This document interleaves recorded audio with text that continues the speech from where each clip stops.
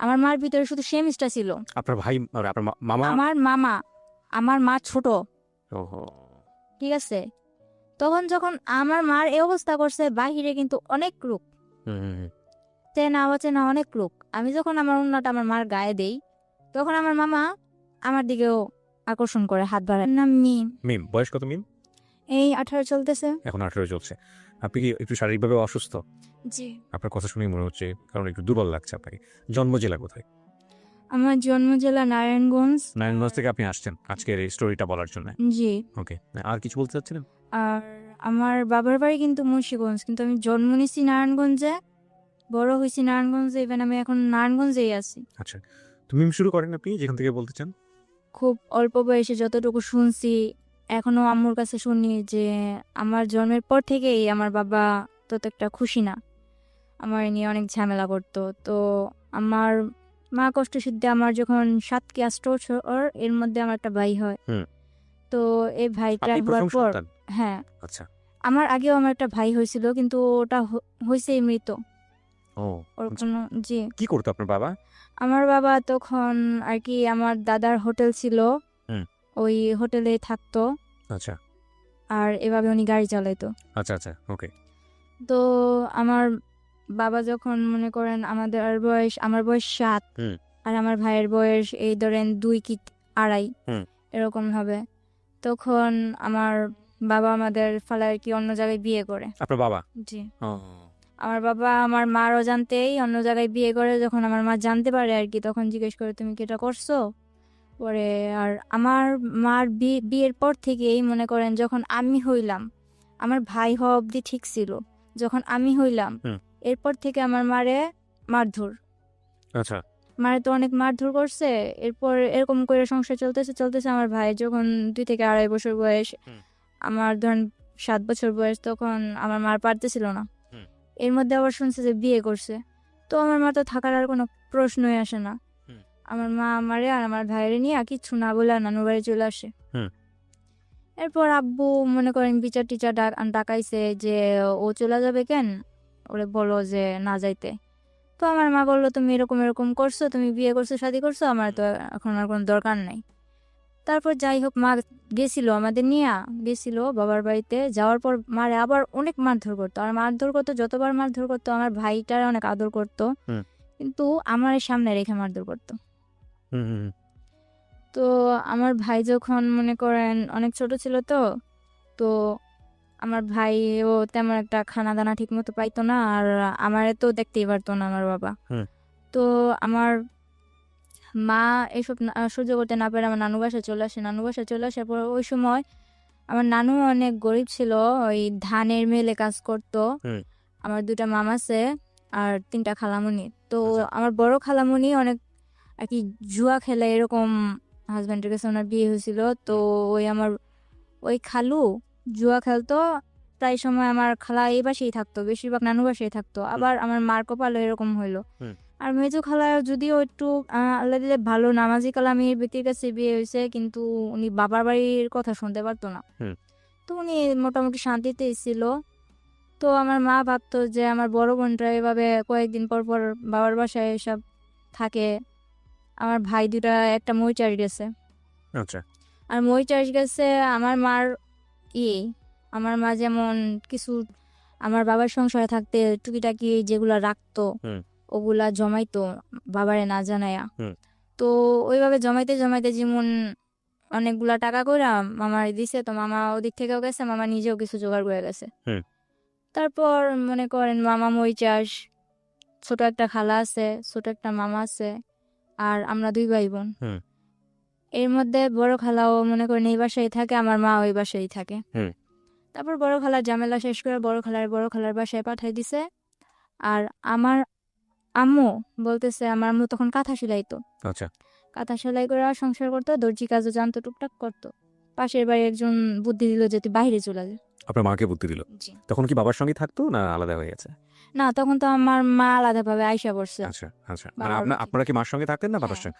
মার সঙ্গে থাকতেন, 2 ভাই বোন? হ্যাঁ। এর মধ্যে আবার অনেক কিছু হয়েছে কি, যখন আমার মা আইসা পড়ে হুম। তখন 3 মাস পর আমারে আবার নিয়ে যাওয়া হয় আমার আচ্ছা, ভাই। বাবার বাসায়? হ্যাঁ, হুম। আমার ভাইটা দুধের বাচ্চা, আমার ভাইটারে নিতে পারে না, আচ্ছা, তো আমার এই নিয়ে যায়, নিয়া বলতেছে যে তুই বাবার সাথে থাকবি না তুই মার সাথে থাকবি। আপনাকে জিজ্ঞেস করেছে? হ্যাঁ, হুম। কিন্তু কোনো দিন এতটা আদর করে নাই। আমার দাদু বাড়ির সবাই আমারে যতটা আদর তখন আমারে করছে যে তুই আমাদের সাথে থাকবি। মানে আপনাকে রাখার জন্য মূলত। হুম। হুম। কিন্তু আমার রাখতে পারে নাই। মানে আপনি ডিসিশন দিয়েছেন আমি মার সঙ্গে থাকবো। আমি ওদের কাছে বলছি হ্যাঁ থাকবো, যখন বলতাম যে না থাকবো না তখন রাইগা যাইতো আর কি, একরকম করতো আমার সাথে। পরে যখন বিচার বসলো তখন আমি বললাম আমি মার সাথে থাকবো। আপনি নিজে থেকেই বলেছেন? তখন কি স্কুলে যাইতেন? মানে ওই বয়স ছিল না কয় বছর বয়স? তখন আমার বয়স 7 বছর। ও আচ্ছা, তার ক্লাস 1-2 পড়ার বয়স। হ্যাঁ পড়াশোনা করতেন? হ্যাঁ, তখন আমি 3-তে পড়তাম। ক্লাস 3 পড়তেন। তো আপনি যেটা বলছিলেন যে আপনার মাকে বুদ্ধি দিল যে বিদেশ চলে যাওয়ার জন্য। হ্যাঁ, তারপর? তারপর ওই আমার মা কি করলো, আমার মা মামারে জানাইলো যে আমি তো বাইরে যাবো, কিছু করতে পারবি কিনা। মামা ডাইরেক্ট বললো না। মা বললো আমার কিছু টাকা পয়সা লাগতো, এখন যদি তোরা না করে দেস তাহলে আমি কার কাছে যাবো, তোকে যে সময় প্রয়োজন ছিল আমি কি তোকে হেল্প করছি না আমার সংসারে থেকে, এখন তোরা কিছু কর। তো আমার মামা ডাইরেক্ট না করে দিল। পরে আমার নানু বুঝাইলো যে দেখ তোর মেয়েটা কই যাইবো। এটা বুঝানোর পর মামাও কিছু দিল। তারপর হলো যে মা এই কাঁথা সেলাই করে দর্জি কাজ করে মনে করেন 7-8 মাসে কিছু জোগাড় করলো। জোগাড় করার পরে মা এসব দিয়া ওই সেন্টার টেন্টারে এদিক সেদিক যায় টাইয়া মনে করেন কিছুদিন পর মা বিদেশ চলে যায়। তখন আমি 8-এ পড়ি। আচ্ছা, ঠিক আছে। তো আমার আপনাকে রেখে যায় কোথায়? আমার নানির কাছে রেখা যায়। নানির কাছে রেখে যায়। ঠিক আছে, নানুর কাছে নানির কাছে ছোট মামা ছিল বাসায় আর ছোট খালা ছিল। তো আর আমার ভাইটারে আর আমার নানির কাছে রেখে যায়। আমার মা যাওয়ার 3 মাস পর আমার নানি মারা যায়। ওহো। আমার নানি মারা যাওয়ার পরে মনে করেন এখন তো আমার ছোট খালাটা সংসার হাল ধরলো। আমরাও খুব ছোট ছোট ছিলাম, তখন আমার মাদ্রাসায় দিল। স্কুল থেকে আইনা মাদ্রাসায় দিল। তখন ক্লাস 5-এ পড়ি। 5-এ পড়া অবস্থায় মনে করেন এখন আমার সামনে পরীক্ষা, এর মধ্যে আমার নানু মারা গেছে। আবার বলতেছে আমার ছোট খালামণির বিয়ে ঠিক হয়েছিল, 40 দিন যাওয়ার আগে বিয়ে দিতে হইব, নয়তো 40 দিনের পরে 18 মাস যাওয়ার আগে বিয়ে দিতে হইব। এগুলো কি বলেছে?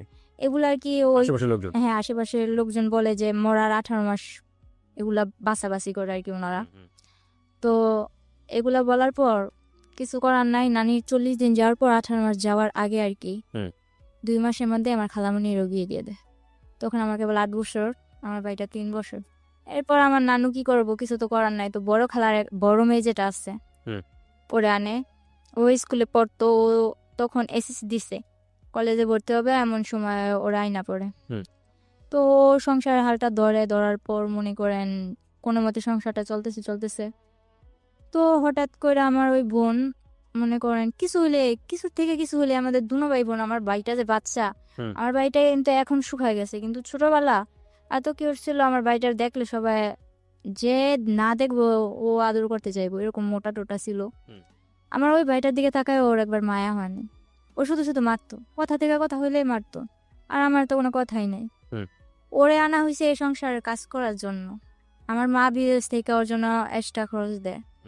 আমার মামারা বলে দেখ মুক্তি তোর যা লাগবো আমাদের বলবি, কিন্তু ও দুনো ভাই বোনের যাতে কষ্ট না হোক। তখন মনে করেন আমার বোনটা কিছু থেকে কিছু লেগে তো যা তোর বাবার কাছে যা, বাবার কাছে পাঠাইতো। বাবা বলতো আমার কাছে আসছোস কেন, ডাইরেক্ট আমার কাছে আসার কি দরকার, মার কাছে থাকবি মার কাছে যা। মাও মাঝে মাঝে ফোনে বলতো তোর বাবার কাছে যা দেখ কিছু বলে কিনা, ওখানে থাকতে পারিস কিনা, এরকম কিছু বলতো মা। তো আমার মা ক্লাস 8-এ পড়েন তখন? না তখন 5-এ পড়ি, পরীক্ষা সামনে। আচ্ছা। তো এরকম করতে করতে আর কি সারাদিন কাজ করতাম, শুধু আমি ক্লাসটা করার টাইম দিত আমারে, আর বাকি সময় শুধু ঘরের কাজ করতো? বাকি সময় ঘরের কাজ করতাম। এমনকি আমার নানা এমন একটা সময় গেছে, আমি বাচ্চা মানুষ, যদি আমি আমার নানার কাপড় কাচা না দিতাম আমার নানা পরিষ্কার জামা পরতে পারতো না। তখন আমি 5-এ পরীক্ষা দিব, 8-9 বছরে পড়ছি। এরপর মনে করেন আমি কোনো প্রাইভেট কোচিং কিচ্ছু করতাম না। পরে পরীক্ষাটা দিলাম, এরকম করে এই পরীক্ষাটা দিলাম। এই সকালে উঠা কি আমি এত তাড়াতাড়ি কি থাল বাসনগুলো ধুইতে পারবো, ও রাত্রে 11টা বাজলো আমি ঘরের মধ্যে পানি আইনা কলসের মধ্যে কইরা ঘরে পানি আইনা বোলের মধ্যে নিয়ে ওই থাল বাসনগুলো ধুয়ে রেখে যেতাম। এরকম একটা অবস্থা ছিল। আশেপাশের নানুরা কি করতো, আমার কাছে আমার কথা বলতো, আর ওই আমার খালাতো বোনের কাছে আমার খালাতো বোনের কথা বলতো। আমারে বুঝাইতো দেখ মুক্তি তোদের সাথে এরকম করে, মুক্তি ভালো না, এটা ওইটা এরকম ভাবে চলবি ওরকম ভাবে চলবি। আর মুক্তি আবার বুঝাইতো যে এই দুটার বাপের বাড়ির কাছে বাপের কাছে পাঠাস না কেন, রাখছস কেন তোদের কাছে, হুম। এরকম করে কি হালদি মারতো। তো বাসার মধ্যে আমার প্রায় 14 চাচতো মিল্লা 14টা নানি, একজনে এক কথা বলতো। তো ওই সময় বাচ্চা মানুষ ছিলাম, তো মনটাও প্রায় নষ্ট হয়ে গেছিল। হুম। পরীক্ষাটা দিলাম, ইনশাল্লাহ ওর বোনেরটা আমার খালাতো বোন আরেকটা মুক্তির ছোটটা আমার সাথে পরীক্ষা দিছে, ওর থেকে ভালো ভালো নম্বর পাইছি। কিন্তু দুর্ভাগ্যবশত আমার শেষ পরীক্ষা যেদিন, ইসলাম ধর্ম পরীক্ষার দিন, আমার অ্যাক্সিডেন্ট হয়। ওকে। যে অটো দিয়ে গেছি ওই পুরো অটোটা অ্যাক্সিডেন্ট হয়, কিন্তু আমার বেশি হয়। আমার ডান হাতের এই আঙুলটা ভাঙা যায়। ভাঙা যাওয়ার কারণে আমি সবটাতে ভালো পাইলেও ওই পরীক্ষাতে আমি কিছুই পাই নাই। তো বাসায় এগুলা নিয়ে অনেক কিছু হয়েছে যে পরীক্ষায় ফেল গেছে, এটা গেছে ওইটা গেছে। তো আমার মারে বলতো কি যে আমি আমার মার সাথে কথা বলতে চাই না। হুম। কিন্তু আমার মা যখন জিজ্ঞেস করতো যে আমার মেয়ের কাছে দেই, ছেলের সাথে তো কথা বললেই, ও তো বাচ্চা মানুষ, ও কি বলবো। তো আমি তো বুঝি, এজন্য আমার সাথে কথা বলতে দেয় না। এরকম করে অনেকদিন গেল, যাওয়ার পর আমার আলিটেক মাদ্রাসায় দেওয়া হইলো। হুম। মাদ্রাসায় থাইকা পড়মু, তো ওখানে থাইকা পড়তাম, কিছুদিন পড়ালেখা করলাম ওখানে থাইকা। তো ওখানে একটা ছেলে দেখতাম কি মাদ্রাসার বিল্ডিং এর কাজ করতো। হুম।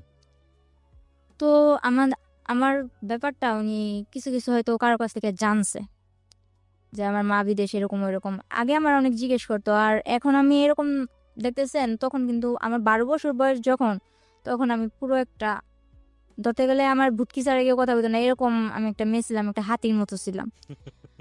ধরতে গেলে আমার হাতি বলতো সবাই, সমস্যা নেই। এরকম ছিলাম। হুম। টমেটো বলতো, হুম। অনেক সুন্দর ছিলাম। পরে বলতেছে কার কাছ থেকে এগুলো শুনছে, আমার ফ্যামিলির ব্যাপারে শুনছে। শোনার পর আমার একদিন বলতেছে মাদ্রাসা থেকে বের হওয়ার পর 1 সপ্তাহ পর ছুটি নিয়ে বাসায় আসুন। বলতেছে যে আমি তো তোমার ফ্যামিলির ব্যাপারে সবই জানি। কে বলছে এটা? ওই ছেলেটা, ছেলেটার সঙ্গে আপনার কথা হতো? কথা হইতো না কিন্তু কিছু ডাকছে। আচ্ছা, কি নাম ছিল ছেলেটার? ফারুক। ফারুক, হ্যাঁ। ওই মিস্ত্রির কাজ করতো? হ্যাঁ আচ্ছা, রাজমিস্ত্রি। হ্যাঁ। পরে ও আমার ডাকার পর আমি যখন গেলাম, বললো যে আমি তো এরকম এরকম তোমার সম্বন্ধে সবই জানি। তো বললাম তো আপনি জানেন আমার কি। আর আমার একটা স্বভাব ছিল কি, ছোটবেলা যতই আমার মারধর করুক আর যতই যাই করুক, একটা অনেক গুরুত্বপূর্ণ আমার কথা বলতেছে, কিন্তু আমি ঘোড়ার মতো ফালাইতেছি মানে আমার কোনো কেয়ার নাই ওই সেদিকে। না। হুম। তো উনি ওনার মতো বই লাগেছে, আমিও আইসা পড়ছি। হুম। এরপর আমার মা বিদেশ থেকে ছুটিতে আসে। ছুটিতে আসার ঠিক একদিন আগে আমার মামা 50,000 টাকা পাঠাইছিল। তো আমার নানা আবার কি করছে, ওগুলা ঘরে না রাইখা হুম। ওগুলো আমার খালামণি গো বাসায় রাখছে। আচ্ছা। আর আমার খালাতো বোন যেটা আছে, ওটা বড় খালাদের ঘর তুলবো, এজন্য গো বাসায় গেছে। হুম।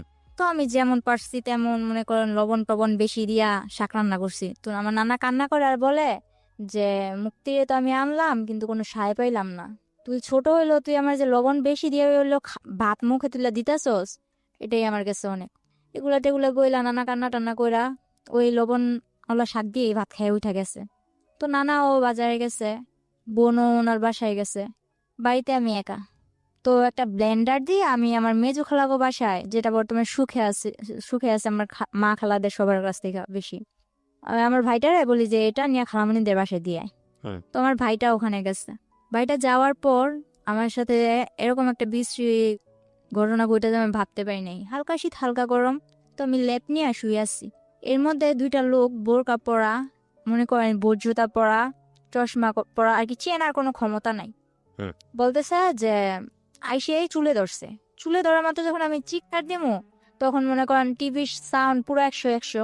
আর আমার এক নানা, পাশের ঘরের নানা, উনি ফুল সাউন্ড দিয়া বক্স বাজাইতেছে। হুম। আর আমাদের বাড়ির সবাই মনে করেন দাওয়াত খাইতে গেছে। তো এমন সময় আসছে ওই 50,000 টাকা ই করে দেন। এখন আমার জিজ্ঞেস করতেছে চাবি কই। তো আমি বাচ্চা মানুষ, আমি কি করবো, আমার শুধু এতটুকুই কথা যে আপনারা কে, মুখ দেখান আপনারা কে। তখন আমি হাত দিয়ে অনেক কালাবালি করলাম যে আমি মুখটা দেখবো, কিন্তু ওনারা কি করলো, বললো যে হাতটা বেশি নাচে, হুম। তুই তো এমনি নাচুনি। তো পাশের একজন বলতেছে গলা ডাবায়া গদা গো, বুঝে নিব তো। এরকম বলার পর পরে আমি বলতেছি তোমরা কে, নিশ্চয়ই আমার চেনা কেউ, তোমার মুখ আমি দেখবো। বললো তোর হাত 2টা বেশি নাচতেছে। হাত 2টা বাইদা নিল।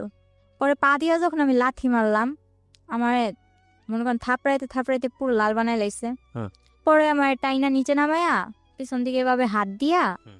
খাটের পায়ের সাথে আমার বাঁধছে। এখন পা দিয়া লাইতেছে দেখে বলে যে পাটা বেশি নড়ে। পাটাও বাঁচছে। শেষে বেশি রকম চিল্লাইতেছে দেখা বাড়িতে তো কেউ নাই, সুযোগ আরো ভালো পাইছে, আমার মুখটাও বাঁচছে। বাঁধার পর মনে করেন কিছুদিন আগে নানা নতুন ফ্রিজ কিনছে, হুম। ফ্রিজটার মধ্যে একটা দাম করে লাথি মারে বললো কি যে সুখ বেশি হয়ে গেছে, ফ্রিজও আনছে ঘরে। এটা বইলা ড্রয়ারটা ভাঙছে, কিছু পায় নাই। না পাওয়ার ফলে আমার 2-3টা লাথি মাইরা আমার পায়ে নুপুর ছিল, ওই নুপুরগুলা নেয় নাই, কিন্তু কানে যে দুলগুলা ছিল ওগুলা নিয়ে গেছে। কিছুদিন আগে আমার মা পাঠাইছে। হুম।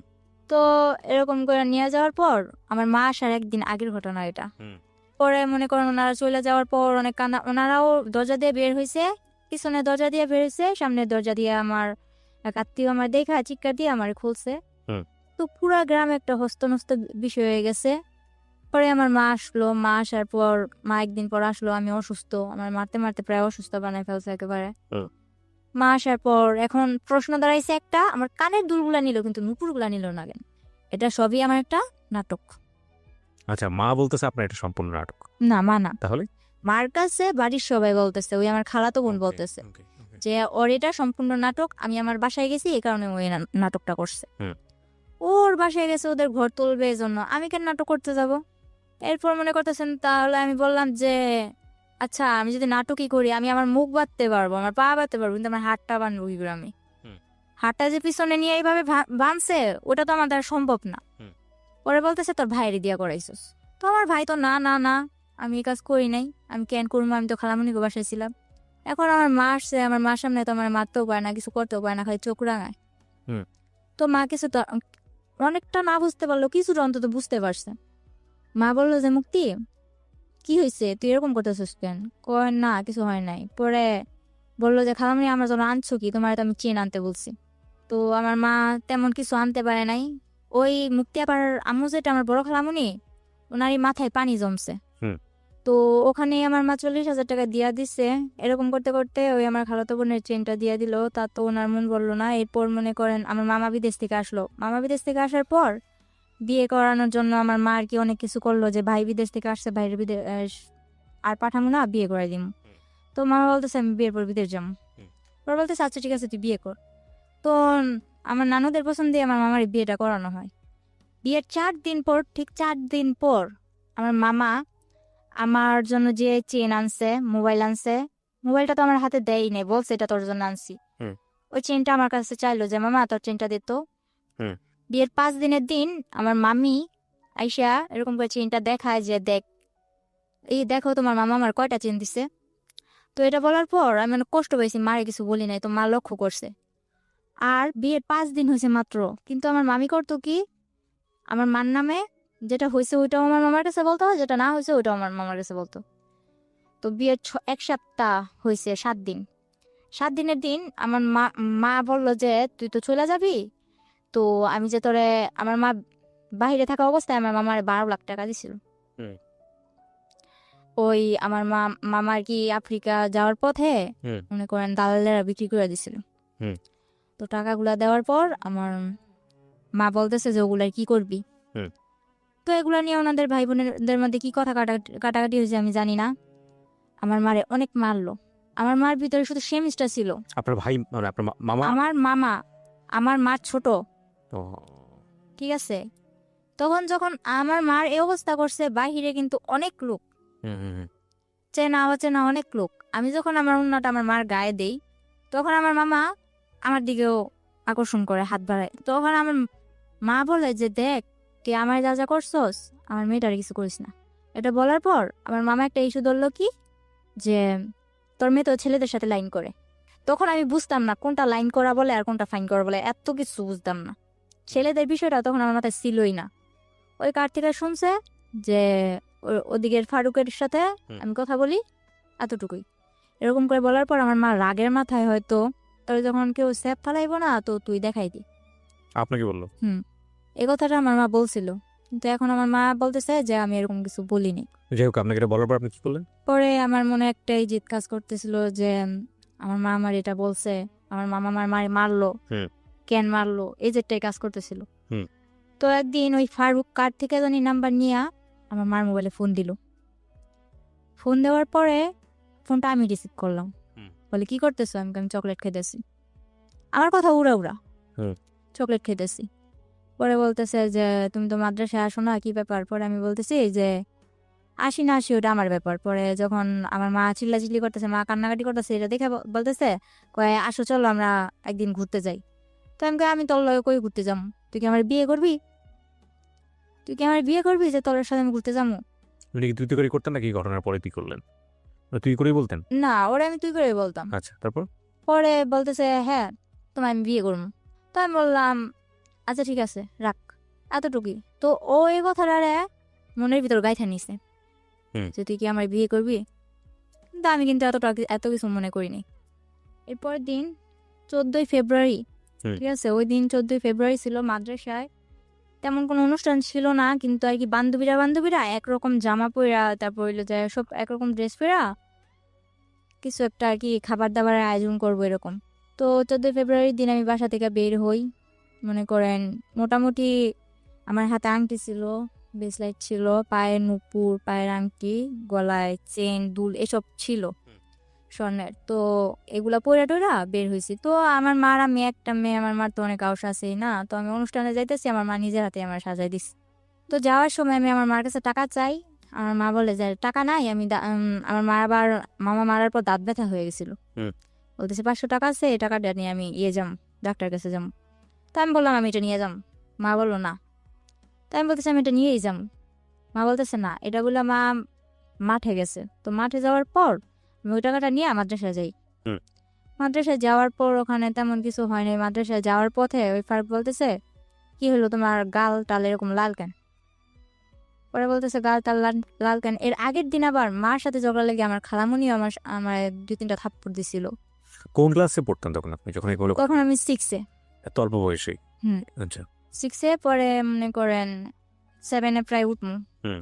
তখন ও কি করলো, ফেব্রুয়ারি দিকে ও বললো যে চলো কই তোমার ডাক্তারের কাছে নিয়ে যাম। তো আমি বললাম ডাক্তার কাছে যাবো। তখন ওই সময় আবার আমার মা, মনে করেন তখন আমার মা দেশে ছিল কিন্তু বাইরে যাওয়ার উদ্দেশ্যে। হুম। তো আমার মা বলতেছে যে আমি তো চলে যাবো, তুই তাড়াতাড়ি চলে আসিস। তো হুম। বলতেছে যে চলো। তো আমি বললাম যে কই যাবো? কই ডাক্তারের কাছে। তো আমার একটা অভ্যাস ছিল কি ছোট থেকে, আপনি আমি চিনি না জানি না, আপনি যদি বলেন যে আয় হুম। ঘুরতে যাবো, হুম। ঠিক আছে আমি ঘুরতে যাবো, আপনি যেই হন হুম। ঘুরতে তো নিয়ে যাবেন। পরে মনে করেন এরকম করতে করতে ও 2-3 বার বলার পর ওই 14ই ফেব্রুয়ারির দিনই হুম। আমারে বললো যে তুমি আসো। হুম। তো আসতে বললো। এরপর আমার কিচ্ছু মনে নাই। ও নাকি ও আমার নিয়ে যাওয়ার পর আর কি বলছে যে আমার ডাক্তারের কথা বলে ও নিছে। হুম। কিভাবে নিছে, কোত্থেকে নিছে, এটাও আমার মনে নেই। হুম। ও আমার নিছে যখন আমি গাড়িতে, তখন আমি ওরে বলতেছি যে কিরে তুই আমার কই আনছস, হুম। আমি এখানে কেন? তো গাড়ির মধ্যে আমি অনেক বড় একটা চিল্লাচিল্লি আর কি মানুষ জড়ো করে নিছি। হুম। তখন আমি কক্সবাজারের ওদিকে আমার নিয়ে চলে গেছে, কক্সবাজার ওদিকে, কিন্তু আমার হুঁশ নেই। ডাক্তারের কথা বলে আপনাকে কক্সবাজারে নিয়ে যাচ্ছে? হুম। কিন্তু আমি যে গাড়িতে উঠছি এটাই তো আমার মনে নেই। কিছু একটা খাইয়েছে আপনাকে?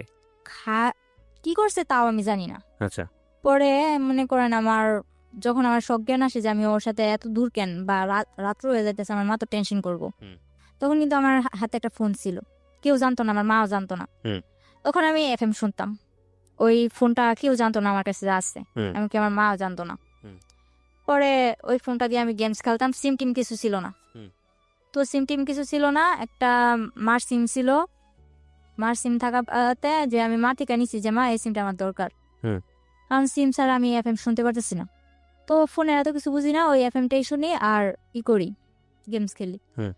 এরপর ওই মোবাইলটা ছিল আমার সাথে। পরে বলতেছে তোমার সাথে মোবাইল আছে, মোবাইলটা দাও। হুম। মনে করেন জোরাজুরি করে এক পর্যায়ে আমার থেকে ওই মোবাইলটাও নিয়ে নেয়। হুম। পরে আমি যখন চিল্লাচিল্লি করে মানুষ জড়ো করি, তখন ওর বাসায় ফোন দিয়া কিভাবে কি ম্যানেজ করলো জানি না, ওর বাসার লোক বলল যে আমি ওর খালামণির মেয়ে, রাগ কইরা চলে আসছি ঢাকা, আমার নানু বাড়ি, রাগ কইরা চলে আসছি। এখন উনি আমার মা বলতেছে, ওর খালামণি বলতেছে যে ওর খালামণি আমার মা, ওর মা এখন বলতেছে যে আমার যাইতে দিতে। আমি একটু পাগলা টাইপের, আমার কিছু মনে থাকে না। তো আমার জিজ্ঞেস করতেছে তোমার বাড়ি কই? তখন আমি এটাও বলতে পারতেছি না যে আমার বাড়ি কই। মানে এটা কোথায় নিয়ে গেছে আপনাকে? এটা তখন কক্সবাজার, কক্সবাজার কার বাসায়? গাড়িতেই। ও গাড়ির মধ্যেই? হ্যাঁ, গাড়ির মধ্যে আমি চিল্লাচিল্লি শুরু করছি আমার কই নিয়ে আলি। আচ্ছা, ও গাড়ির লোকজন জোরে- তোকে বলতেছে? হুম, হুম। আচ্ছা। পরে এক পর্যায়ে ওর গাড়ির লোকগুলা ছেড়ে দেয়। হুম। ছেড়ে দেওয়ার পর চকরিয়া ওর খালাতো ভাই রুবেল হুম। ওর বাসায় নিয়া মনে করেন আমার 2 ঘন্টাও রাখতে পারে না, আমার পাগলামানি দেখে কি আমি বাসায় যাবো, আমি হুম। বাসায় ফোন করবো। তখন তো আপনি জানতেন না যে আপনি কই যাচ্ছেন, কোথায় যাচ্ছেন। হ্যাঁ। তখন ওটা কোন জায়গায় এটাও এটাও জানতাম না, জানতেন কিন্তু ওরা কি বলতেছে আমি কিছু বুঝতেছি না। হুম। আমি খালি হা করে তাকায় থাকতাম। তো এক পর্যায়ে ওর মামাতো ভাই আর মামাতো ভাইয়ের বউ আমার বুঝাইলো, দেখো সামনে ওই পুলিশ ক্যাম্প দেখছো, যদি এখন তুমি এমন করো তাইলে মনে করো বলবে যে তোমার তুমি কোত্থেকে আইসো না আইসো, তোমার এদিক থেকে ধরে নিয়ে যাইয়া হুম। ওদিকে অনেক মারপিট করবো। ও আমার কি করলো, এইসব বুঝাই টুজা বললো যে চলো আমরা বিয়ে করবো। তো আমি বললাম বিয়ে করে কারে, আমি এসব বুঝি না, আমি বাসায় যাবো। আচ্ছা ঠিক আছে, তাহলে তুমি এক জায়গায় চলো, ওই জায়গা থেকে কাজ শেষ হলে হুম। তুমি তোমার বাসায় যাইবা, আমি নিজে নিয়ে দিয়ে আসবো। তো এদিক দিয়ে আমার বাড়ির সবাই হয়রান, আমার মা ও বিদেশ টিদেশ যাওয়া বাদ, হুম। আমার মেয়ে কই।